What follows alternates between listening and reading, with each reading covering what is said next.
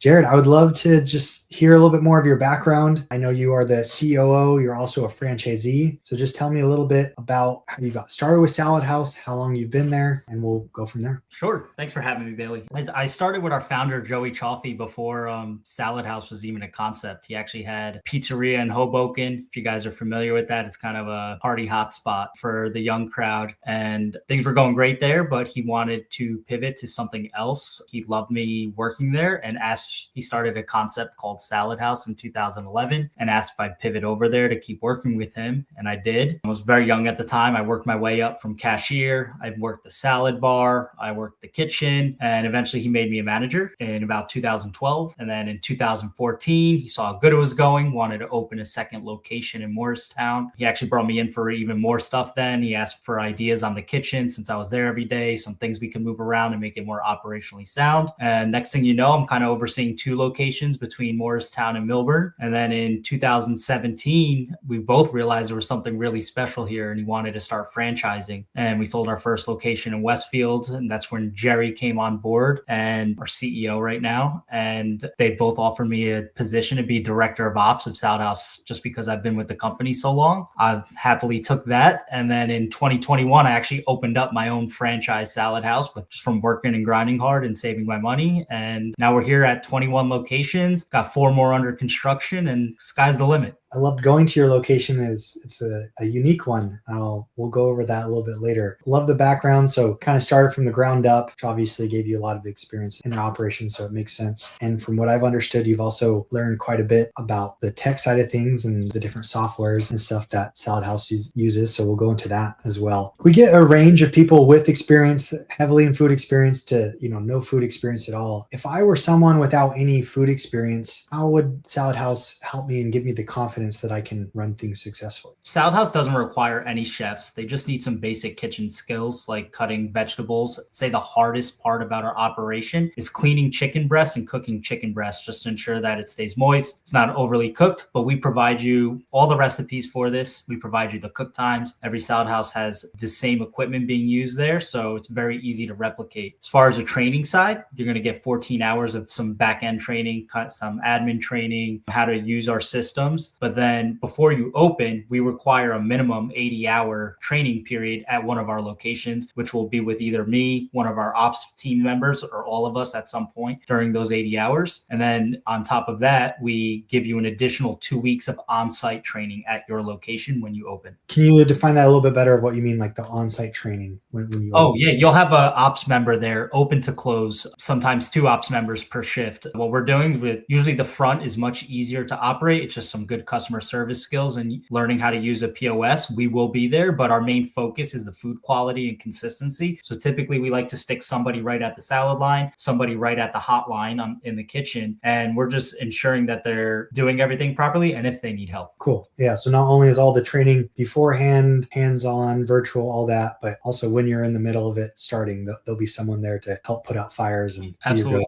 The 80-hour, leading up to the 80 hours before opening, it's up to you how much you want to invest into training. We allow up to 3 people at once. And the more time and effort you're willing to put into training, if you want to do 120, 160 hours with us, we are open to it. The more you can learn before you open your shop, it's just going to be an easier opening for you. Gives a lot of confidence to even someone who has operated to just learn the Salad House specific things. Walk me through like maybe the 30 days before opening to maybe 2 months after opening. What does the schedule look like? What is my day-to-day time? Like how busy? What's the time commitment? The 30 days leading up is probably the most time crunch period. You have a lot going on. You want to make sure your training is pretty close to opening. That way it's still fresh in your mind. You have a whole staff to hire and just all the little intricacies of getting your DoorDash set up, your Uber set up, make sure all your bank accounts are set up to receive payments, make sure all your systems in play and you're ready to rock and roll on your opening day. Once you actually open your doors, you have us for a minimum 2 weeks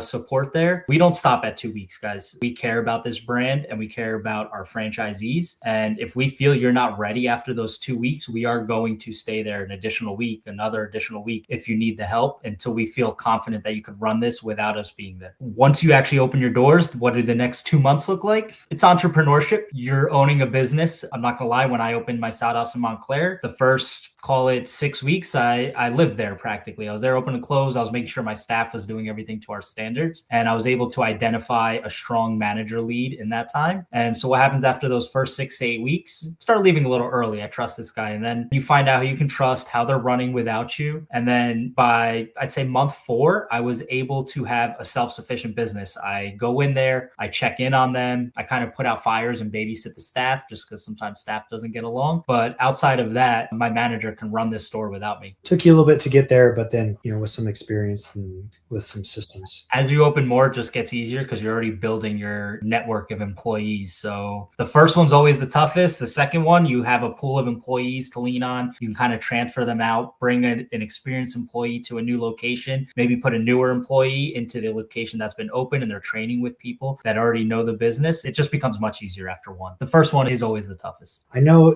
generally in business, one of the highlights and hardest parts of running a business are employees and finding new employees and getting them trained. So how does Salad House help with both finding and training new employees? Yeah, so we have a full database on our Google Drive. We have job offer letters for you. We have job applications. We have recommended salaries to start these people at. We have recommended bonus structure to keep them incentivized and keep them with your company to get more pay. The back requires a little bit of experience putting the sandwiches together. And with us starting them at around 19, 20, and if you plan on opening more, we've actually found that we can promote people from within and they want to stay with the company. A lot of it comes down to how you treat your staff. We do a good job of, having little prizes. Who gets the most guest signups? Who gets the most loyalty signups? They get a prize. We hold holiday parties. We make sure if there's a staff's birthday, we have it on a calendar. We make it special for them. And, being a good boss just goes hand in hand with having good employee retention. Yeah, it's definitely key because that can be a big pain to have a constant turnover. So it's nice to know there's some systems and metrics to look for to try to retain the employees. We get most of our turnover in the first,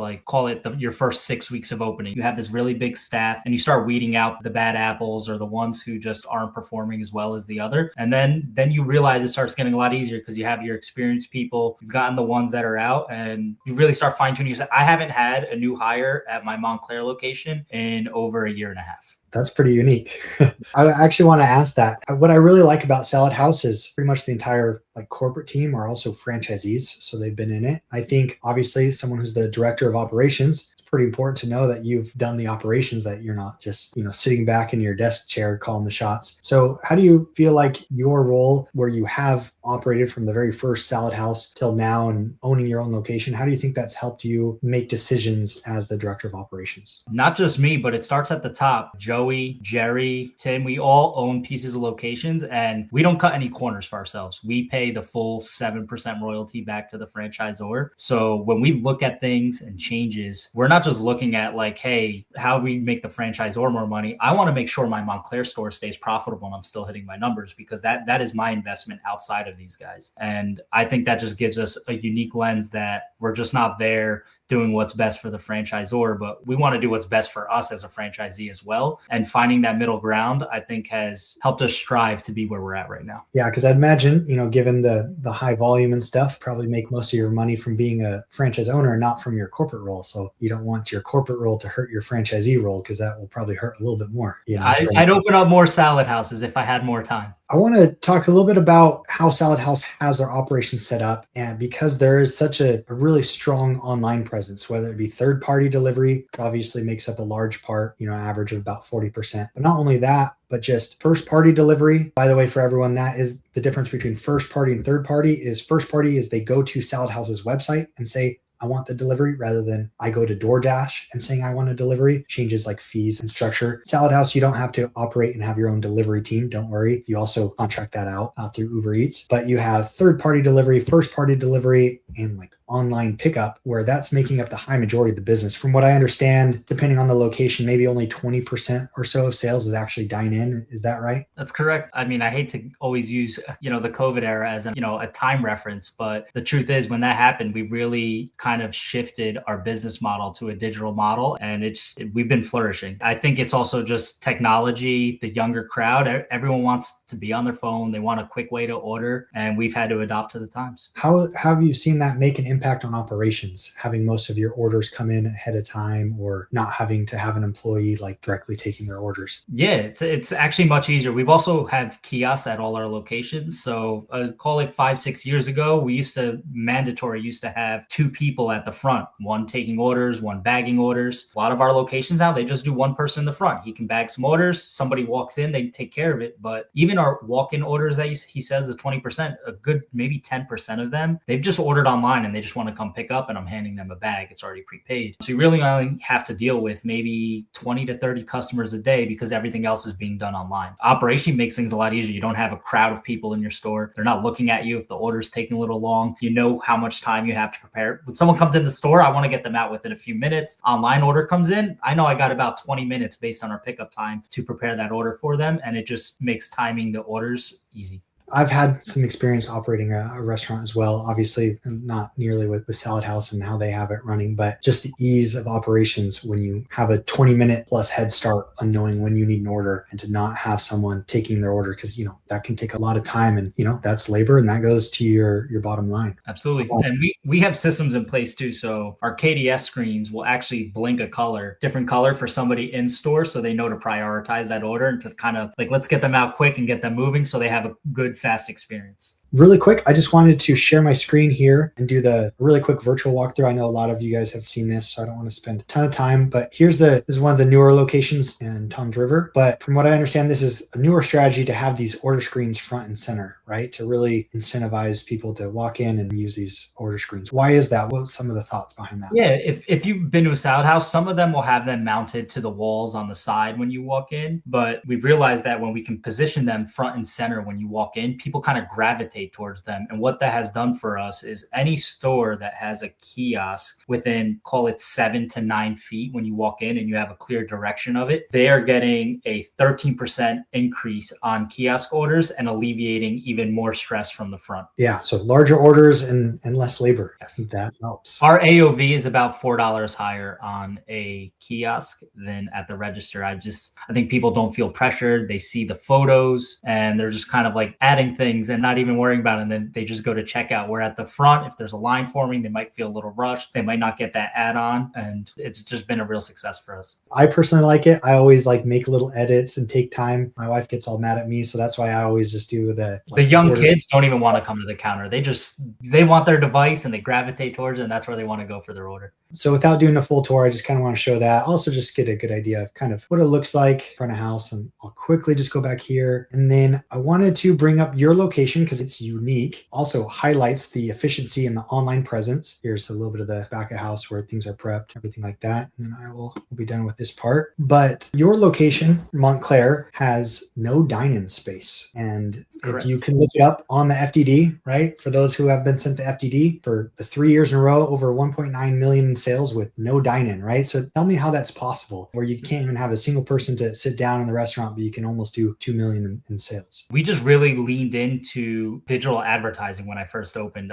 Like I said, I opened in 2021. As you guys know, it's kind of like the tail end of COVID. Things were still a little weird, so I took a chance on this spot. I think it helps that I'm in a very urban market. People are really just ordering a lot. They're ordering lunch to their office or to their house. It's just been great for me. I have 900 square feet upstairs. That's all for just operation space. It's my kitchen, my front of house, salad bar, bag orders. Nothing else is done up there. But downstairs, I do have 1,100 square feet. That's my walk-in boxes, my oven, my prep tables, and all my dry storage. When I first opened, with the money I saved with going into a second generation restaurant space, I knew I was going to have a little bit of struggle finding customers, especially with no dining area. All my savings, and I pumped it into DoorDash, Uber Eats, Google ads, Meta ads, and I was getting in Facebook groups. I was messaging people, hey, new in town, I'm the owner. I'd love to get you something on the house. And it was just a grind the first 6 weeks, but we did very well. I know the business well. We were putting out great product and we were able to just build a really digital forward franchise in Montclair. Like you said, very unique. But with that said, I do think dining, like he said, I did 1.9, 2 million this year in 2025. I wish I did have dining space because I think I'm holding myself back from being like a 2.3 or a 2.4 store. So I am waiting for the people next to me. If they ever leave, I'm gonna knock that wall down and get some dining space. I think it just goes to show of how efficient things can be with the online presence, right? To do 2 million in sales without dining is awesome. with the tech side of things, how have things evolved that way? Like, why does that matter for me as an owner? Because sometimes you look at the list and you go, hey, it's $300 for Olo and then for Toast. And why are those expenses worth it? Or like, what am I paying for in all those different tech services? Absolutely. As you stated before, we're a very tech forward company. We're a very data driven company. We don't fall in love with any product just because we love it. If it doesn't sell, we're going to get rid of it. We're here to provide great food, but we all want to make some money, right? And that's what we use the data for. The tech stack has just been a huge part of that. So it all starts with Toast. We moved to Toast in 2017 because we knew we needed a POS partner that could take all these API integrations that we saw were the future. I told you guys I was operating since 2011. I remember when DoorDash used to call me on a phone. I'd have to place the pickup order. They'd send a driver with a DoorDash credit card and he'd pay for it at the time of picking it up. Then it evolved into DoorDash sending us a fax of the order. And then we got a fax and had to manually put it in. And now we're at a point where whether it's DoorDash, Uber Eats, EasyCater, Grubhub, everything just flows to our system. And it's just been a godsend, honestly. Makes life a lot easier. We get all the customer data information. We can market to them. We get their email. First thing we did with Toast after we got it, we wanted to make sure we had a great mobile app. We knew we were kind of small at the time, but we really wanted to take that investment to start building out the framework for it. So we launched with Olo. Then we weren't happy with the loyalty system that Toast was offering. So we looked into API integrations, and that's when Thanks came in. Thanks is a really robust rewards program, and it's just made it easier for us to segment customer data and target the customers we want to target and see customer habits. Yeah, because that was going to be the next thing I was going to ask is Salad House has amazing numbers on loyalty member orders. That's for the first party channels. That's about half or just over half of the orders come from loyalty members, which is crazy. Like triple the average. The industry average is like 15%. You guys are at 50%, right? Correct. How is that possible? Or how does Thanks help with that? Like you get some data, but like, how do you guys use that? I think just having, we have about 10 to 12 different rewards that people can choose from to redeem their points. So I think that helps with just making sure that everybody has something that they want to redeem their reward for. But most importantly is we capture their email. Anyone who's in our email and we can market to them, they actually have a 7 times higher order value than someone who just comes in and is not in our system. What we can do with these marketings, we can see if somebody only orders at lunchtime. Now we can send them an offer for lunch or for dinner. To try us out for dinner for their first time. If somebody only orders salads and has never tried an appetizer or a wrap or a grain bowl, we can target those specific customers and hit them with an offer to try something else on our menu. I think this works really well because if you guys have seen our menus, we have these appetizers. And what you'll notice is when a salad house first starts opening up, first your ticket average is probably like $18. But then we start marketing to those people. We give them, try our cauliflower bites, which is our number one app, or try this, or bring in our friend. And now our average order value for the entire system brand wide is $24.51. And it's really nice seeing that incline when you first open because almost everyone starts at that like $18 range and you slowly start to see it creep up. Another thing with the rewards program, we're honoring the people who love us. We have a tiered program. So we have silver, gold, and emerald with all different rewards for them when they hit certain milestones throughout the year. We offer free delivery for certain customers. They'll get a BOGO once a month. And I think we just do a really good job of keeping enough rewards out there where we're still under the 3% industry average of discounts, but we're keeping the customers engaged with our brand. I kind of want to wrap it up with this structured portion and then let's hop into the questions. So keep asking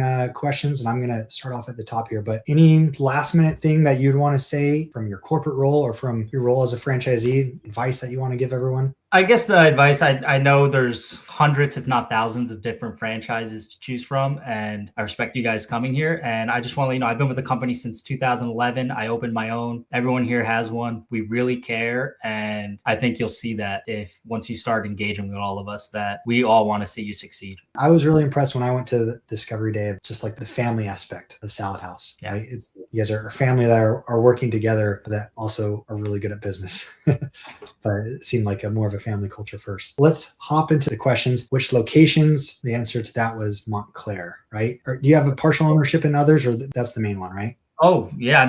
Montclair's my main one, but I'm invested in Toms River, Manahawkin, Jersey City, Red Bank, if I remember right, you called Montclair your baby. So that is my baby for sure. Let's see. The next one, I guess it wasn't a question. It said it should be mandatory to train at least full team plus owner and operating manager. Yeah, definitely key. And that's what Jared was saying. The 3 people to be there at a time to get the full on training. Obviously, you don't need like the front of house person who's taking orders, like to be in a full 2-week fly to New Jersey training. But yeah, we agree with that. Do you have to have a lot of marketing prior to opening? If so, what was the marketing like? Please explain. I was probably a little different in Montclair because I spent a lot because I was kind of off the beaten path. I took a lower rent and I got a second gen restaurant space with no dine-in. So I knew I had to pump a lot more into marketing. I say me personally, I probably did 50,000 when I first opened. All our new locations with dine-ins, it's about a $10,000 spend in marketing pre-opening. Once you're up through that $10,000 spend, that includes, a lot of digital advertising, Google, Meta ads, an opening party, flyers and mailers that are going to people's houses. Once you get out of that phase and you're open, we recommend a $10 a day budget for Meta and Google ads. You don't have to do that, but we do recommend it. And I keep my marketing very local now. I sponsor a little league team in Montclair every year. And when people come to me, I typically don't do, hey, I need a gift card for this, gift card for that. But if it's like the police department in town, if it's the school in town or the fire department in town, those are the people I really like to kind of show out and do donations for and market to. So this is also kind of towards marketing. As Kash Patel asks, who creates ads for marketing? We create everything at Kash. So all our Toast advertising is in our Toast admin backend. Toast is your POS. So we kind of wanted to make it a one-stop shop for you. What we do as a franchisor, we go in and preload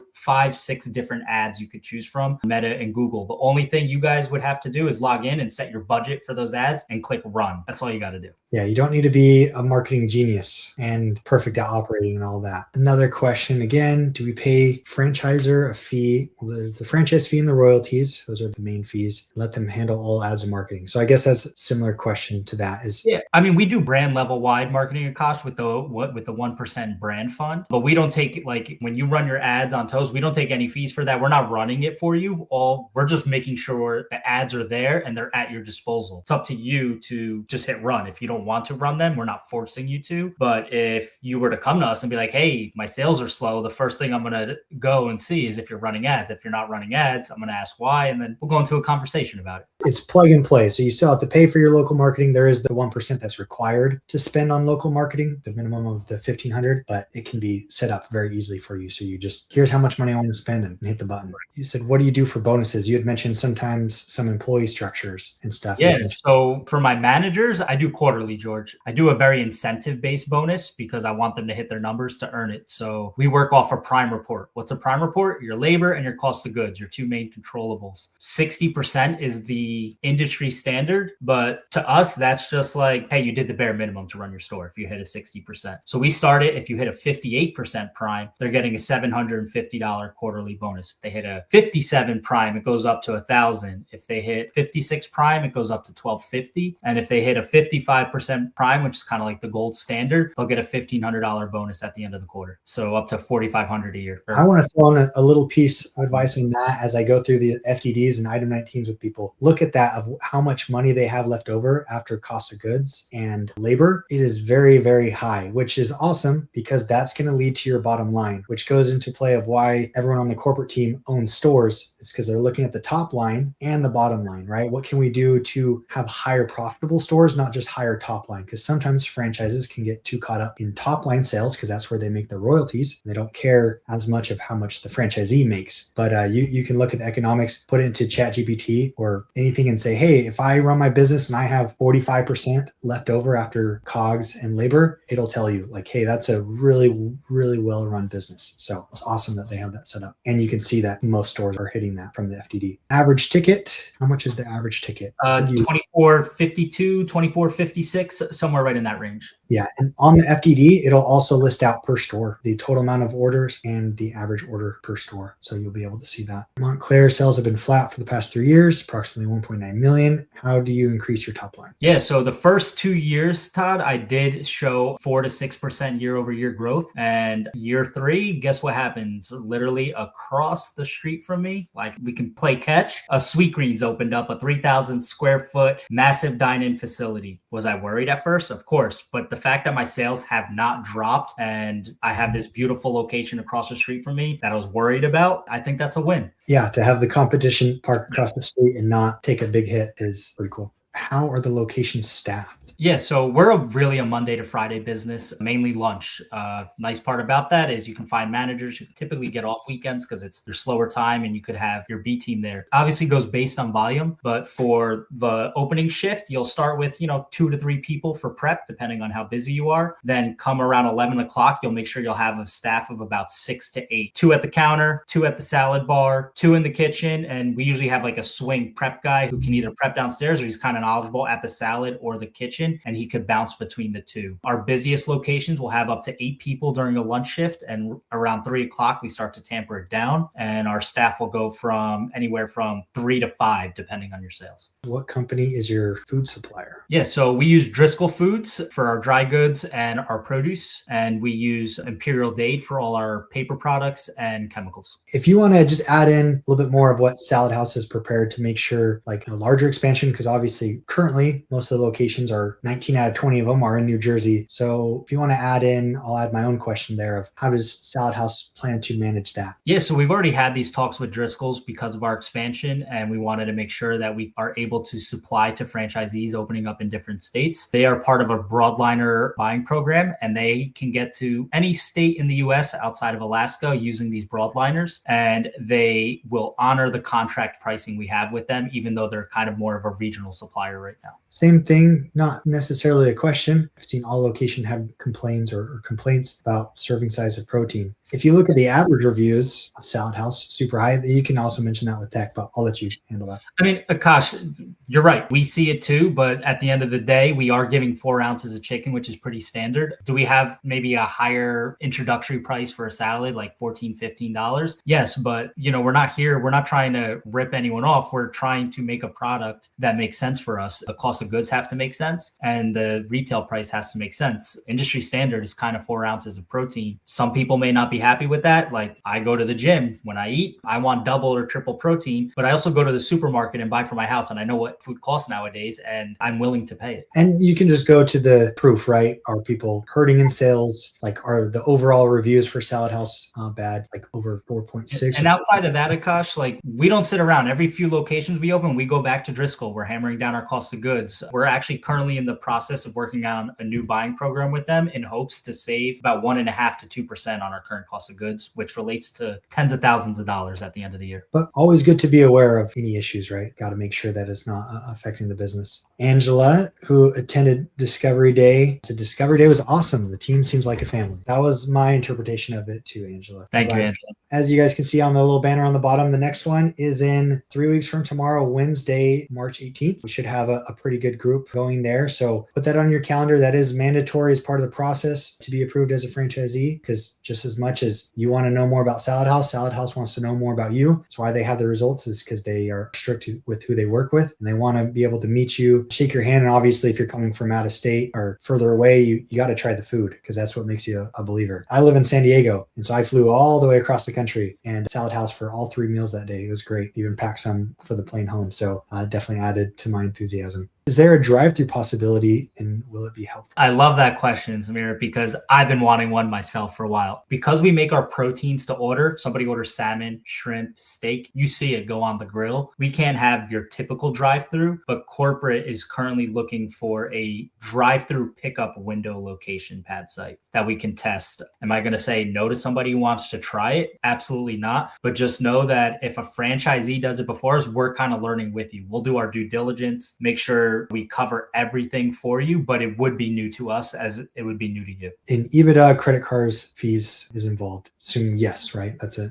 Credit card fees are an expense. Generally, what's the range of kind of what to expect for the credit card fees? My 2025 just wrapped up. My credit card fees for the year were about $16,000. Do you know as a percentage? Top of my head, I do not know that answer. If I did close to 2 million in sales, someone do the math. Yeah. 16,000 on 2 million. I should be able to do that. 1.6? No, I don't know. No, that'd be on a million. Anyways, someone will do the math. I think that's less than 1%, 0.8. How much, I assume, did you or would you save on second generation locations? It's hard to say, guys. We've gone into a second generation spot that they thought was going to be great, and they spent just to vanilla box it and save like on a couple pieces of equipment. It wasn't even worth it. We also have some second generation spots that have saved 150, 200,000. It really depends what kind of shape it's in, where everything is located. If the hood happens to be in the right spot and we don't have to move it, if the walk-in box is in the right spot and we don't have to move it, if the equipment is in good standards, there's significant savings there. But I can't give you a true dollar amount behind that without actually seeing the space first and seeing what's in there. What are some of the things you have done to reduce your prime expenses? The two controllables obviously is the cogs and labor. Cogs, we give you the recipes, we give you the scoopers. So that's really on us to control for you guys to make sure that the food coming in, it's up to you to make sure your staff's using the proper portion sizes. But it's up to us to make sure that you can hit the cost of goods based on the template we gave you. As I said before, we're currently in talks with Driscoll right now with our new stores coming on to work out a new buying program and reduce cost of goods 1.5% to 2%. Labor is another huge thing that's your controllable. Some people like to be overstaffed.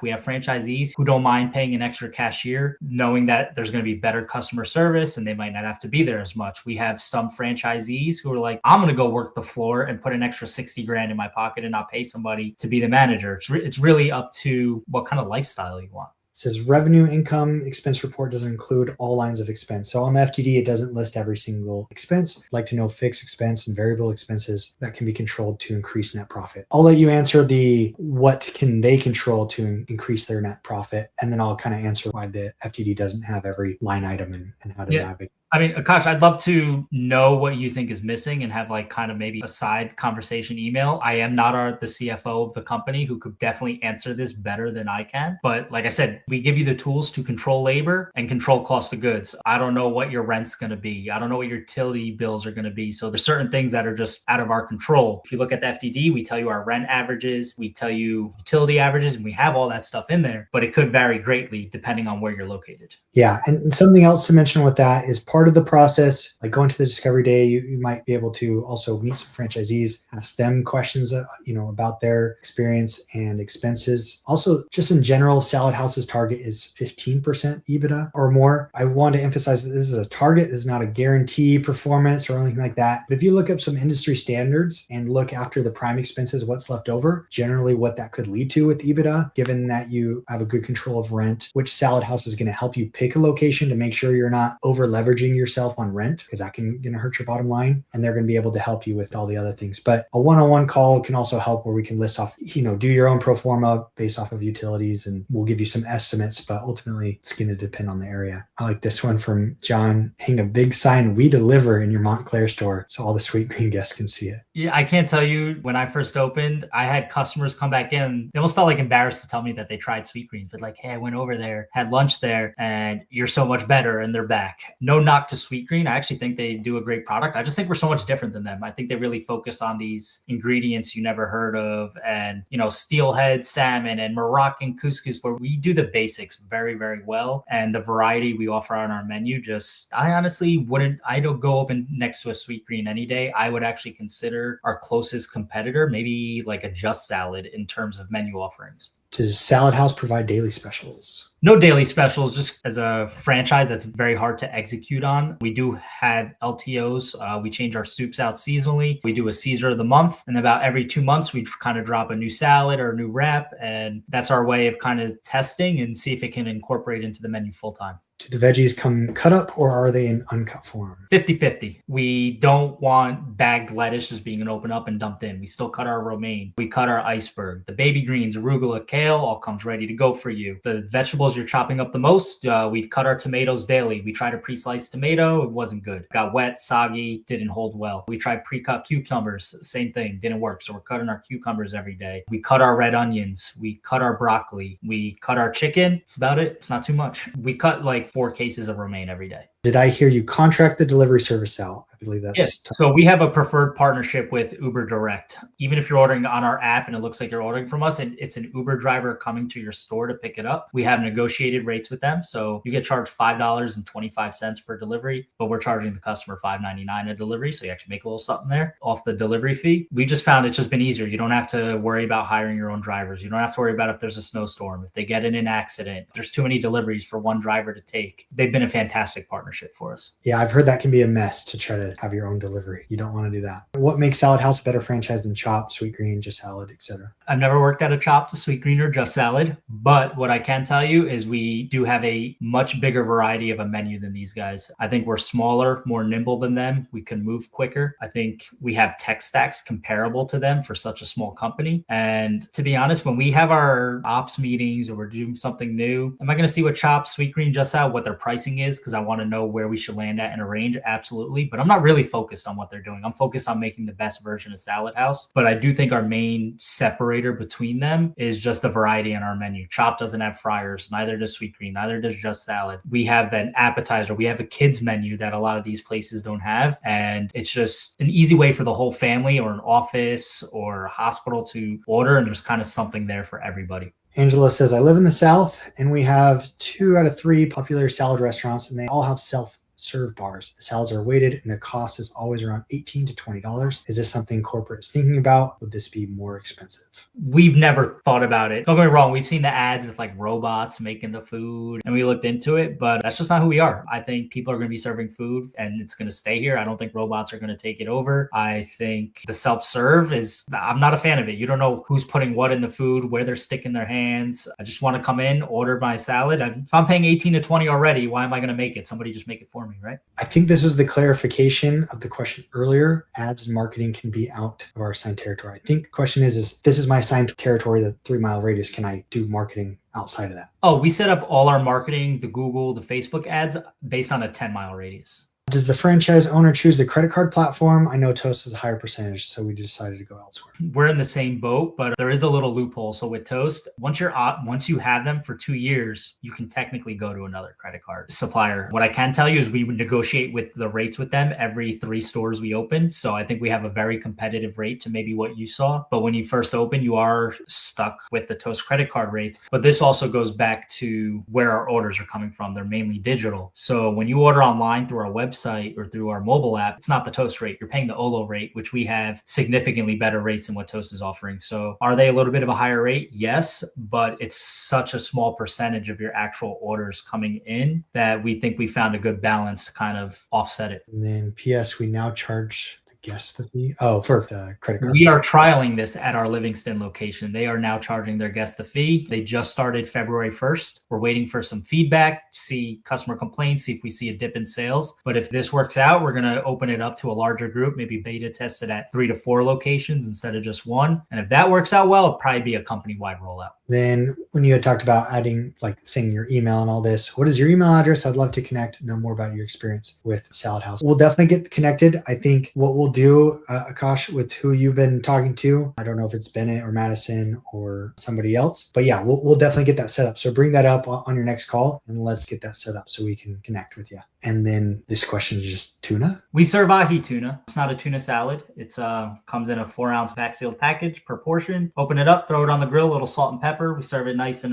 rare in the middle. And then Smear asks, is total revenue including sales tax? What's listed on the FDD, I would doubt that includes what you collect for sales tax. Correct. Like when you say, hey, I did 2 million, like technically you collected a little bit more than 2 million, including yes, sales tax on our P&Ls. It's not even included in there because you're collecting the money and then just giving it to the government. It's not really a line item for you. Yeah. So it wouldn't, what you collect in sales tax is not listed on the FDD as far as revenue.